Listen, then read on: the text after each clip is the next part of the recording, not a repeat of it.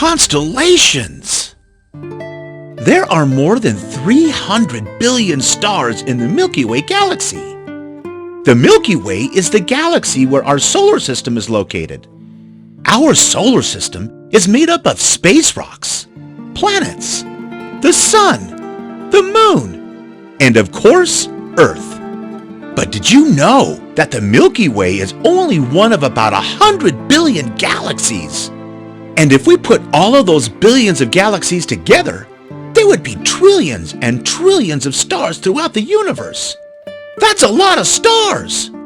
Amazingly, out of all those trillions of stars, when you look up at the sky, you can only see about 4,500 of them. You are only seeing a tiny fraction of how many stars are really out there.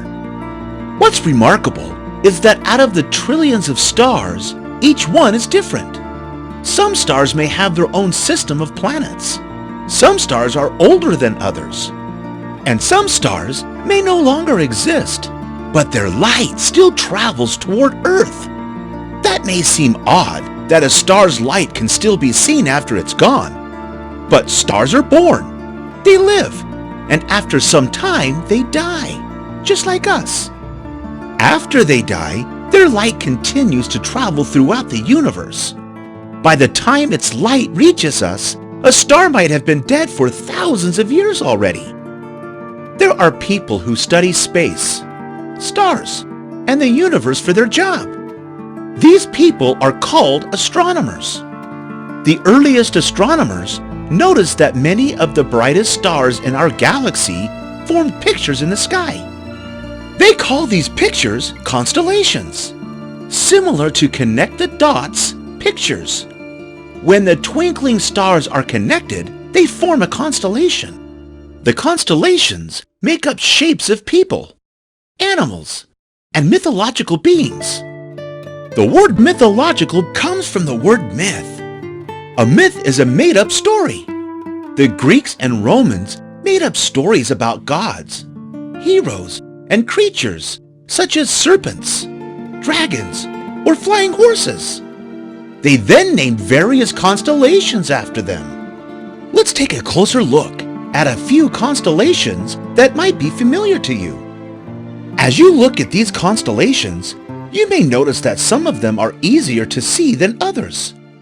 Sometimes the images are just a series of straight lines in a special pattern that may not look exactly like a person, animal, or mythological being.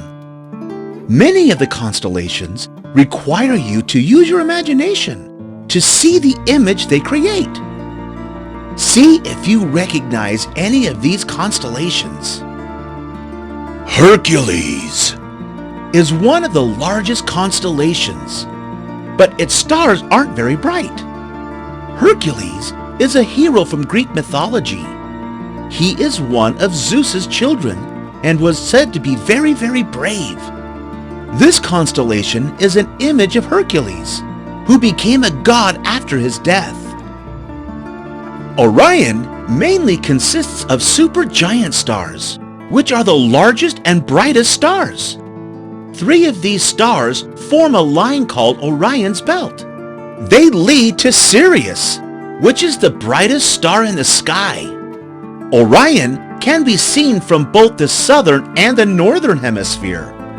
From Greek mythology, Orion was a giant and a very good hunter. Zeus placed him among the stars after Orion's death. Orion looks like he is defending himself from a nearby constellation called Taurus the Bull. Orion is holding a club or weapon in one hand and a lion pelt in the other. This constellation is visible throughout the world. Pegasus is a constellation in the northern sky. In Greek mythology, Pegasus is a magical horse with wings. One of the stories about Pegasus says that his hooves dug out a spring, and anyone who drank the water was given the gift of writing poetry. Draco is Latin for Draconum, which means large serpent or dragon.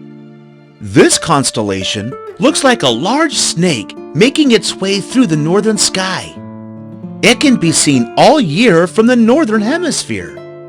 There are a lot of different myths about Draco. One common myth says that Draco was given the job of guarding some golden apples for Hera, the wife of Zeus. But Hercules slayed Draco to get the apples. Hera was so sad when Draco was killed, she placed him in the sky. Aquarius is another large constellation with stars that aren't very bright. During different months of the year, it is visible from either the southern or northern hemispheres. The myth related to the constellation Aquarius is about a man named Ganymede who lived on Earth. Ganymede was very handsome and the king of the gods. Zeus noticed him. Zeus sent his messenger down to Earth to tell Ganymede to come to Mount Olympus, where the gods lived, and serve the gods by bringing them water. Ganymede obeyed. Zeus thanked Ganymede for his service by putting a constellation of him in the sky. Aquarius means water carrier. This constellation shows Ganymede kneeling in the sky, pouring water out of a pitcher. Ursa Major means Great Bear. You have probably heard of a smaller section of it called the Big Dipper. The Big Dipper is a group of stars inside Ursa Major. It makes up part of the back half of the bear, as well as its tail. The Big Dipper is not actually a constellation as some people think. It is called an asterism, which is a group of stars that are smaller than a constellation or are part of a constellation. The story of the Great Bear is that Zeus turned a beautiful woman named Callisto into a bear to hide her from his wife. Ursa Minor is also known as Little Bear. Little Bear is the child of Great Bear. The Little Dipper makes up part of Ursa Minor.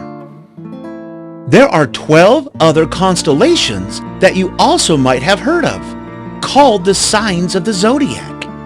They represent all the dates in a calendar year. Your birthday determines what your zodiac sign is.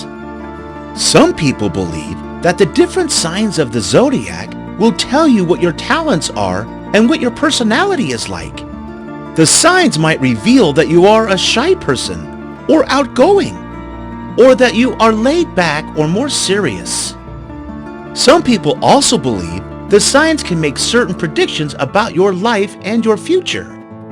Here are the locations of the 12 constellations of the zodiac and their names: Aries, Taurus, Gemini, Cancer, Leo, Virgo, Libra, Scorpio, Sagittarius, Capricorn, Aquarius, and Pisces.